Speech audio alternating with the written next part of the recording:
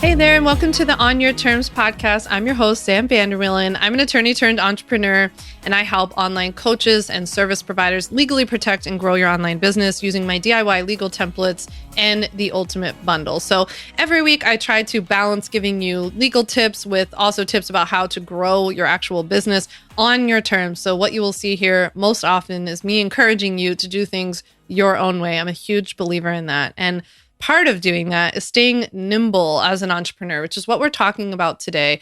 So in today's episode, I go over staying nimble as an entrepreneur, whether it's because you've been faced with a bunch of difficult life hurdles, like some of the things that I've shared with you that I've gone through over the last several years since I started my own business, from my own brain surgery to my dad getting sick and being his caregiver, to just a lot of different bumps in the road, to, the last year and a half has thrown everybody a huge curveball in figuring out, how do I offer my products? What are some of the challenges and new struggles that are coming up with my clients? And more than anything today, I hope that you walk away from this episode feeling inspired that being nimble is a good thing, and change and things popping up in your life and your business can be a good thing, especially for your business. And I share a lot of my personal examples of how I turn certain things into benefits in my own business. So I hope that you love today's episode. I will round out today's episode with a bunch of tips about how to stay nimble, how to act like more of a scientist in your business, which is a huge, huge thing for me. And I think have been a part of my success, or whatever we call it. So I hope that they're helpful to you. And before we get into today's episode, if you haven't already, it would mean the world to me if you follow the show wherever you listen to podcasts, if you rate it and leave a review on Apple Podcasts, if you listen there. I would love to hear your thoughts. And as always, send me a DM with anything that came up for you in today's episode. I'd love to see you over on Instagram. I'm at Sam Vander in there. And with that, let's get into how to stay nimble as an entrepreneur.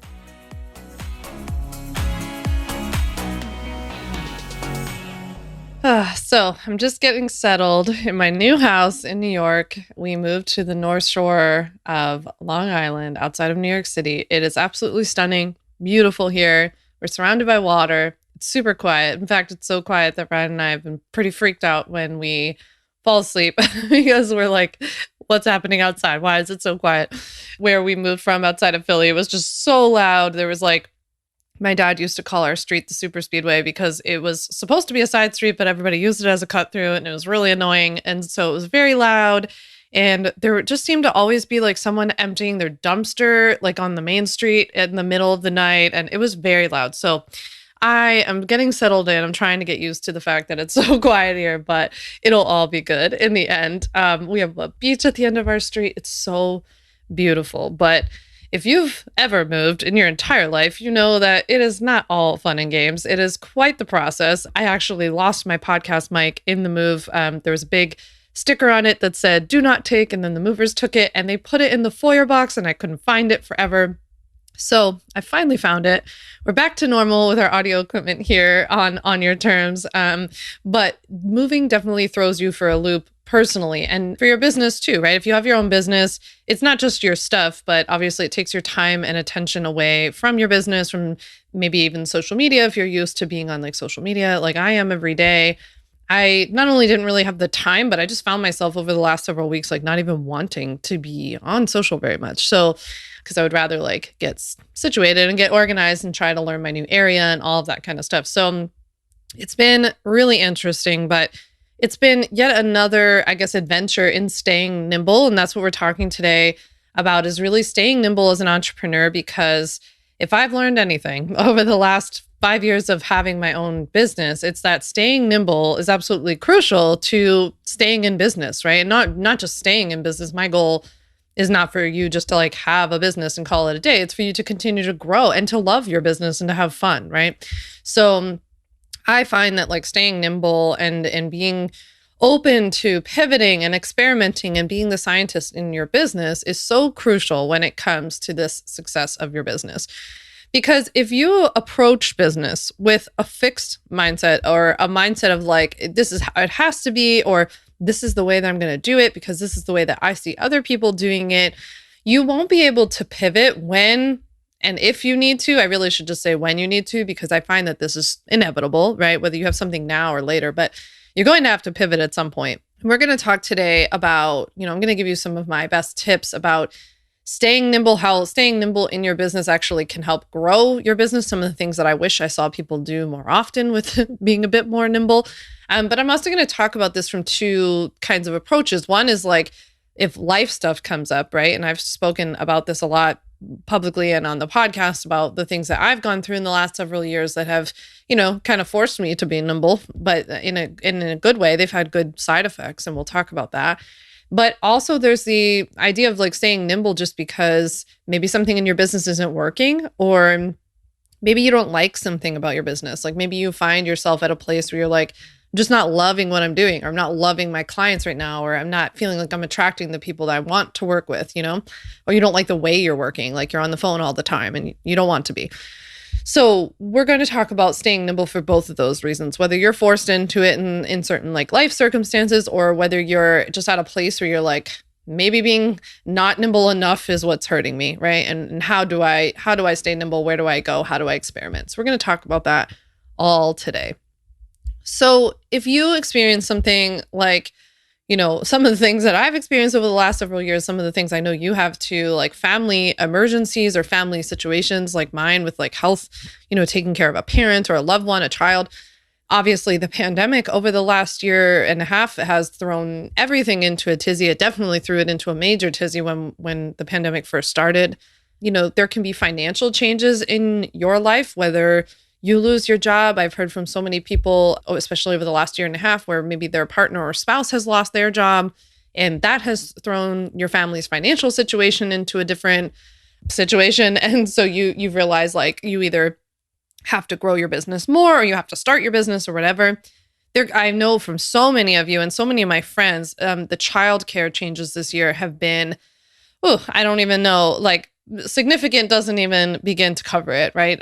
Whether you've lost the person that took care of your children, or you're not comfortable sending children back to school or to daycare or something like this, like there have just been so many changes that have affected your schedule and your well-being and your financial well-being. So there are just so many curveballs that come at us in life in general, but these are things that heavily impact us as entrepreneurs.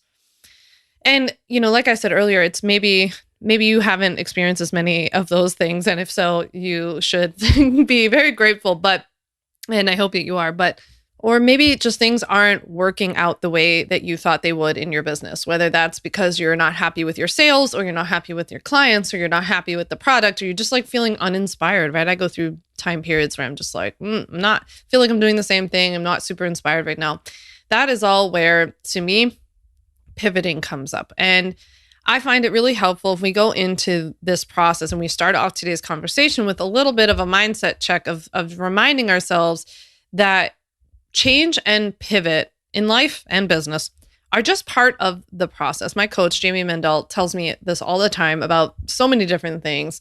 And I think she's so right, and she's so brilliant in general. This is just something that she's taught me that's been so helpful of like, what if we just think about these things as part of the process instead of like, I have to change again. I have to switch again, right? I have to pivot again. I have to change my messaging. I have to change my offer.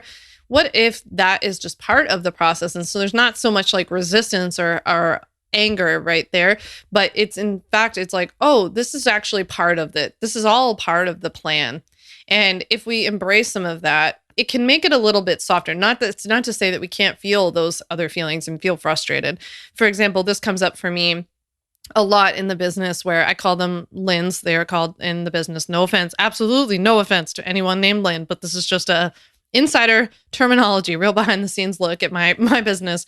People who write us nasty messages, emails, whatever, Facebook comments, we call them Lynn. Long story. And I'm actually working on writing a book right now. We have a whole chapter dedicated to it. But for me, when I started getting Lynn comments and I started getting Lynn emails and all that kind of stuff, which wasn't until my business became more successful, it really, really hurt, right? I was devastated. I'm very sensitive. I feel everything, definitely an empath. And so I was so upset every time I would get one of these, and it would like throw off my whole day, maybe days on end. And so Jamie and I spoke about this in this context of like, what if that's just like part of growing the business, instead of feeling like everything's supposed to go perfectly and you're only supposed to get nice, glowing comments and reviews. What if getting a Lynn comment every once in a great while, because that's the truth of it. It's not often, but it hurts when it happens. It's just like part of the process. And so I feel like this can be a very similar mindset shift here, that if you can go into this thinking that change is all part of the process, then you can maybe take a little bit of the shame or judgment out of the fact that like, oh, I have to change again, or like, this isn't working. I keep having to move around. I used to beat myself up for being somebody who changed a lot because I thought that meant I couldn't stick to anything. I had this like childhood story. My dad says this about me all the time, that I can't stick to anything because when I was a kid, I would get like a new toy or gadget of some sort, and I would play with it for like 5 minutes, which kids do. And then I wouldn't want to play with it anymore. And so this story about me has been told over and over and over again, that I can't stick to anything. And so when I started my first business and then I transitioned into selling legal templates, I thought, see, there you go again. You can't stick to anything, right? When really this is staying nimble. I'm going to talk about this today, but it was really a survival mechanism of staying nimble and learning what was going to be successful, what was going to carry me across the line, because what I was doing wasn't going to do it for me. It wasn't doing it for me. So pivots can actually be helpful for your business. I hope more than anything you take away that, that's what you take away from today's episode. If we use my own journey as an example, and I have countless like friends I could talk to you about as well. I started, my first business was a health coaching business when I left the law. And it wasn't the right fit for me. I'm not saying that health coaching as a business isn't a good one, but it just wasn't a good one for me. First of all, I don't think I was a very good coach. It just like didn't speak to me naturally for some reason. I love teaching, so I like being in more of a teaching role. And also for the way that I not only wanted my life to look like, but then ultimately what ended up happening in my life with having brain surgery and my dad getting sick and all this stuff, I needed more of a business that I could automate and scale, right? So when in 2017, I switched to only selling digital legal products, that it was the biggest pivot and the biggest staying nimble exercise for me that led to just an unbelievable experience and amount of success in this business, right? So my surgery, pushed me to figure out my content in a better way. When I had brain surgery, I was like writing all these random blog posts about nothing that like hardly anybody read at the time. And I was probably posting like pictures of my lunch on social media. I don't even know. And I remember that experience pushed me to think, okay, I need to be like super targeted with my content because I don't have a lot of time and literally brain power because my brain hurt. And so I need to figure out like, what am I here to say? How is this actually helpful to other people? And how can I get this information out in a more effective way, especially more evergreen way? So the surgery helped me with that. When my dad got leukemia, I remember that I was making sales, I was making consistent sales, but everything was because of me. I used to say to my husband, Ryan, like, I felt like my business was such a little engine. And as long as I had my foot on the gas, the engine was running perfect. But as soon as I took my foot off the gas, the engine completely stopped. And so if I took time off as a break, when my dad got sick, I got super depressed and I would just like stand in the shower all day long and cry when I had a break in between chemo appointments and doctor's appointments and getting him healthcare and everything else. But the like going dark period on social media wasn't good for my business. And it wasn't until my dad got sick in September, it wasn't until around the holidays that I was like coming out of it. And I realized, okay, I can't just be on social media all the time. I don't want to be on social media all the time. I want to live my life, but also I'm just being realistic as to like, I'm depressed about my dad being sick. What do I do? Right. And that pushed me to create my free workshop, which leads to a funnel, a sales funnel that leads people to the ultimate bundle, my signature product.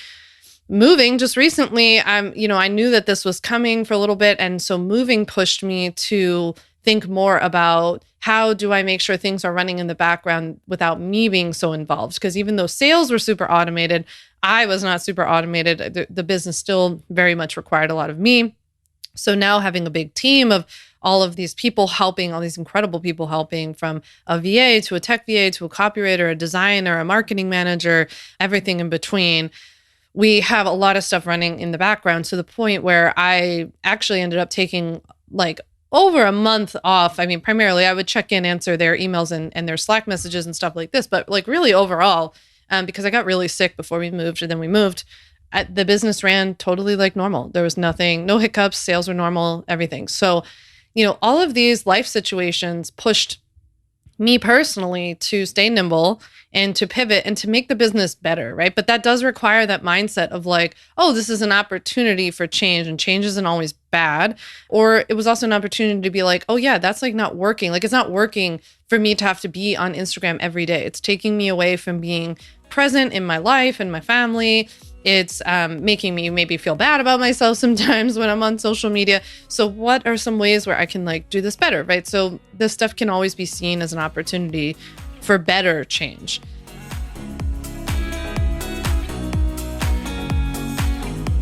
Have you ever felt lost about where to begin with the legal side of protecting your online business? Some people say you can just wing it at the beginning and get officially set up later. Not a good idea, by the way. Whether you're afraid to even start working with clients because you don't want to do something wrong legally and then get in trouble, or your business is growing and you sort of forgot to take care of the legal pieces, I've got you. I don't want you to live in fear of the internet police coming after you and your business, but you do have to do certain things and get certain things in place in order to legally and safely run your business online. As much as it just feels like an unregulated wild, wild west online, that is very much not the case. As an attorney turned entrepreneur and former corporate litigator, I can assure you that there are rules. There are real steps that everybody who runs or starts an online business needs to take. And you're not behind at all. We can get you set up and following the rules right away. In fact, we can even do it today.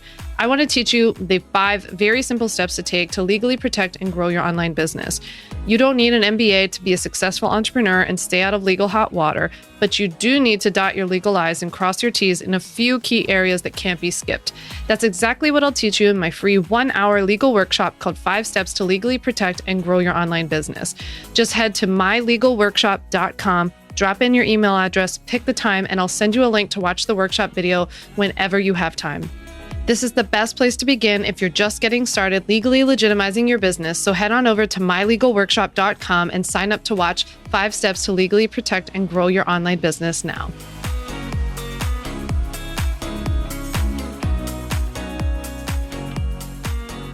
And, I think the last year and a half, the pandemic obviously has also pushed us to think about things differently. The world is changing. The way that people consume information is changing. The way, people are going to be working from home more often. People are experiencing new mental health challenges. People are experiencing new, just day-to-day difficulties. You might be seeing this with your clients as well. Like maybe the kids are home from school, or maybe both partners are working from home and they're driving each other crazy or something.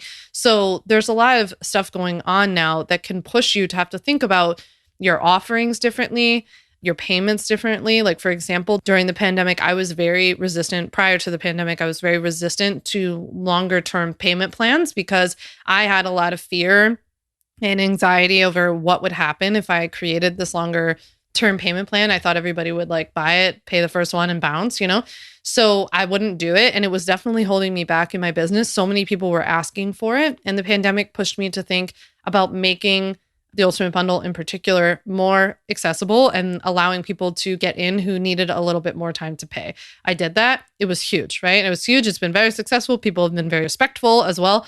And so that was an example where that was something I was freaking out, oh, I can't believe that the pandemic pushed me to have to do this.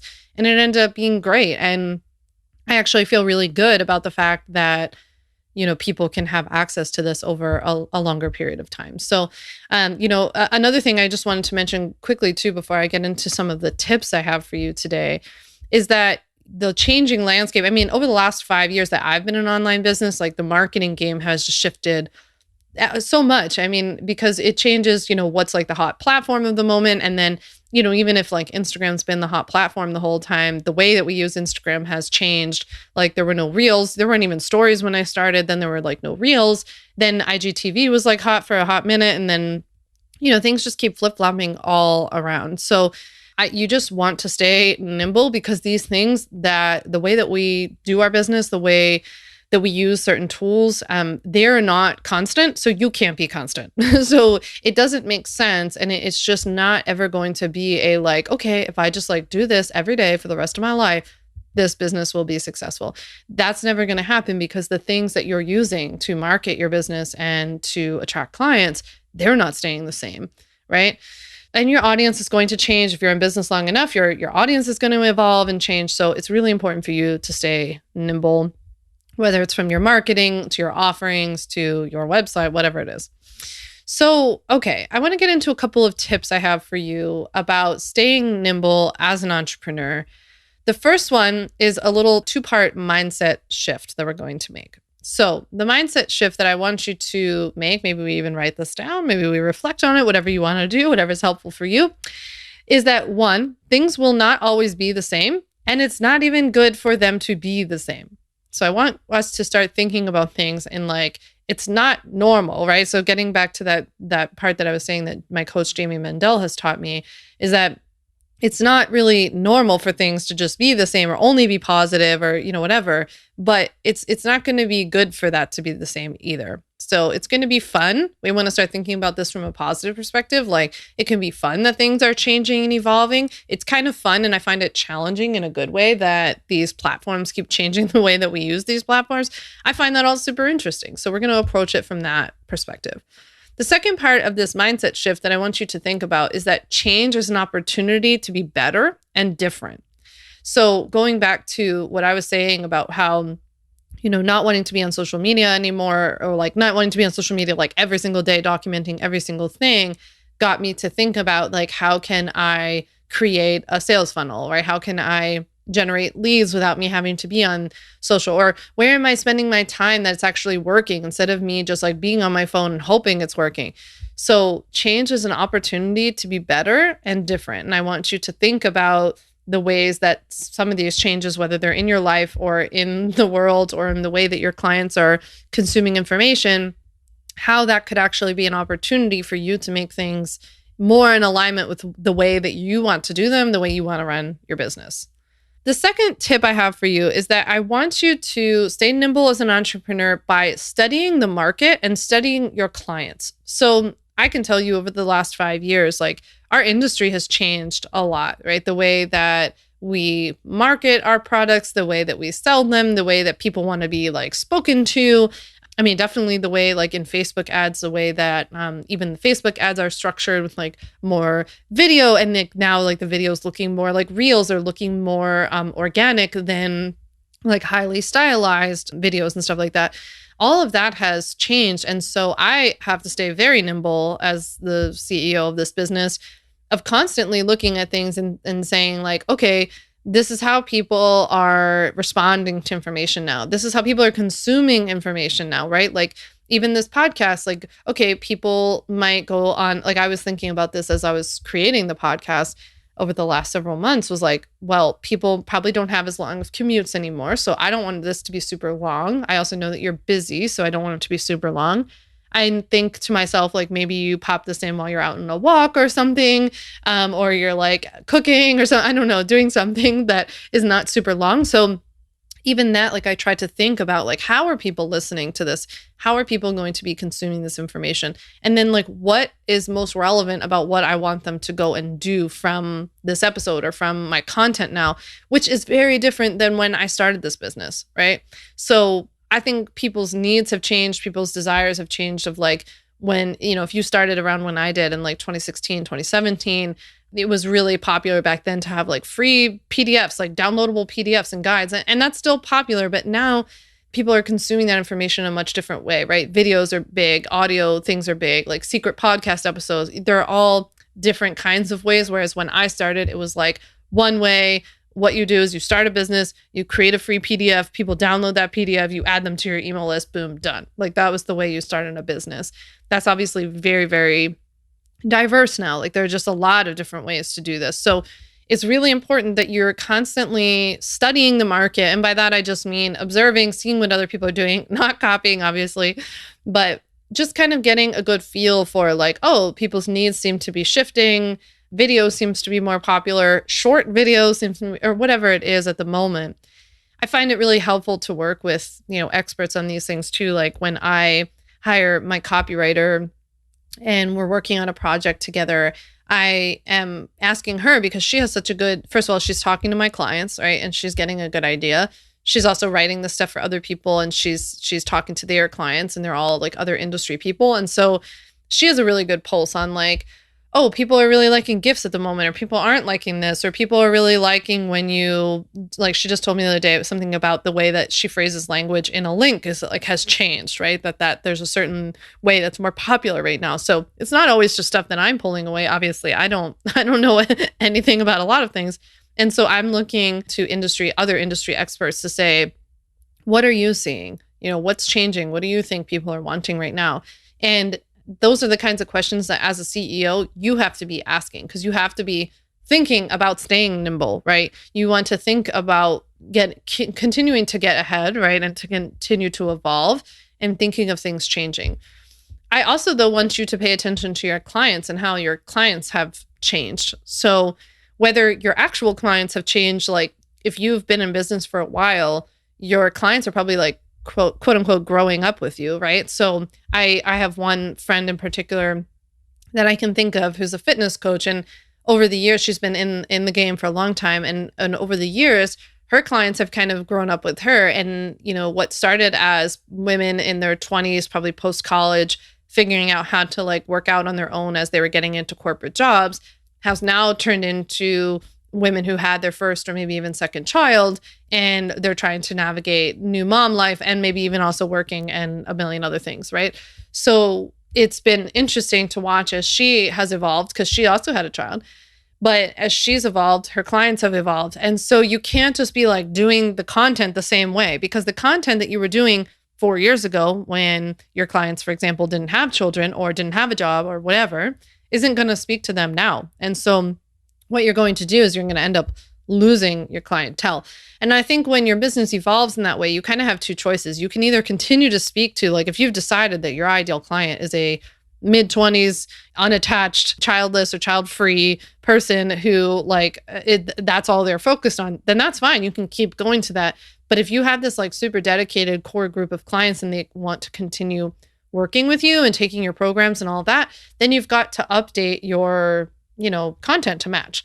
So that's what I would suggest in terms of studying the market, studying your clients, seeing how they've changed, also paying attention to how they've consumed information or how they want to consume information now. Maybe that's different. Maybe their platforms are different. Surveys are great for that. You can send out a survey to your email list. You can do surveys through polls on Instagram. You can do surveys all over the place. And just remember, though, that when you do surveys, like if you do a survey on Instagram, I always find this funny, and people will be like, do you want to watch stuff on Instagram or YouTube? It's like, well, they're on Instagram, so they're going to answer Instagram. So you'll always see in these polls, like people will ask that stuff and it's like, well, yeah, they're on that platform. So you just have to, I still recommend doing the surveys, but you want to take some of this information with a grain of salt. Obviously, people are going and they're watching you on the platform that they prefer. So I think it's more about like where your ideal clients hang out and then where you can consistently show up. So if you're like not at a place in your life where you're going to do a YouTube video every day, like don't offer to do YouTube videos every day. So that's my suggestion on studying the market and studying your clients. I also want you to take questions as hints, right? So if you keep getting the same question, maybe it's a sign that you should test it out. Whether it's like, hey, do you offer this product? Or hey, do you offer this service in this way? And you just keep saying no. Maybe that should be a sign that that's something that you should get curious about and you could test out. That's definitely how I felt about the payment plan issue with the Ultimate Bundle. People kept asking and I was so stubborn. I'm a Scorpio, so I'm super stubborn. And so I kept getting this question and I was just like, no, I don't, like on principle, no, I don't do it, right? And eventually my little stubborn walls broke down and I was like, okay, everyone keeps asking about this for a reason, right? People need it. This is people asking for what they need, what they want. It's something that I'm not offering.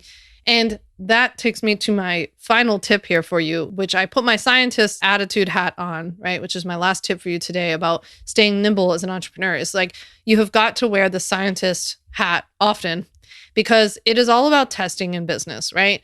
Nothing is so tragic that like if you try it out, like people reaching out to me to ask about the payment plan, right? I was so resistant to it. And finally, when I thought about it from a rational perspective, I was like, okay, let's test this out. Maybe you give yourself a time period, maybe you give yourself a certain number of clients or a certain number of sales of your product. And I said, let's test this out. Let's sell it for, a few months. Let's do like 90 days. And if people stop paying me all over the place, then I'll cancel it. And that's that. It was an experiment. And what do you know? It was like the complete opposite. We had tons of a huge influx of people who purchased the bundle. No issues, or very, very little issues, definitely below industry standard, which, by the way, again, another part, like, this is to be expected if you offer payment plans or things like this. It is not normal to have 100%, success rate, but overall, like, very positive experience. And so it's something I even have to remind myself of, because I'm just such a big believer in this scientist attitude that in business, it is all about testing. Nothing has to be permanent. If you don't like it, or if it doesn't work, right, you can change it. Maybe it's not so black and white either. Maybe it's not like, in my case, maybe it didn't have to be like payment plan or no payment plan. Maybe it could have been a shorter one, or maybe I offer it in a different way using a different platform that's a bit better with like capturing cards or something like this. So it's all about approaching this stuff with a testing attitude. I really, really so heavily believe in that. I'd be happy to do a whole episode on scientist attitude in your business and going in, leading with curiosity. Curiosity and being curious is like, it's one of my favorite words and terms in general. I just so believe in like seeing, how does this go? Like, I wonder how this will go. I'm not sure, but I'm open to it. And of course, I will teach you all day long about doing the things that you can do and should do to legally protect yourself. It's not like I just like threw caution to the wind and was like, let's see how this payment plan thing goes. I had a very strong contract. I had things in place. I was using a great payment processor, all this stuff. But it's more about the mindset attitude of like, let's just see how this goes. And if it doesn't go well, I can always change it. That's the cool thing about being the CEO. So with that, I hope that this episode was helpful. I encourage you to stay nimble as an entrepreneur. I hope that maybe a little piece of today will spark some idea about something that you can do a little differently, or maybe it's even just an idea of like going into this with a little bit more positive attitude about change, because change is scary. I get that. I feel that too. But also these things can be beautiful blessings in your business. And you might not understand why now, or like why you had to go through certain things now, but I think you will in the end. So with that, if you liked this episode, please screenshot, share it on Instagram, tag me at Sam Vander, send me a DM, let me know what you thought about this episode. And if you haven't already, please go and leave a review and follow the podcast wherever you listen to podcasts. If you listen on Apple, please rate and review. If you listen on Spotify, follow the show. It's so helpful into getting this into the hands of other online business owners. And with that, I can't wait to chat with you next week. Thanks so much for listening to the On Your Terms podcast. Make sure to follow on Apple Podcasts, Spotify, or wherever you like to listen to podcasts. You can also check out all of our podcast episodes, show notes, links, and more at samvanderwielen.com/podcast. You can learn more about legally protecting your business and take my free legal workshop, 5 Steps to Legally Protect and Grow Your Online Business at samvanderwielen.com. And to stay connected and follow along, follow me on Instagram at Sam Vander Wielen and send me a DM to say hi.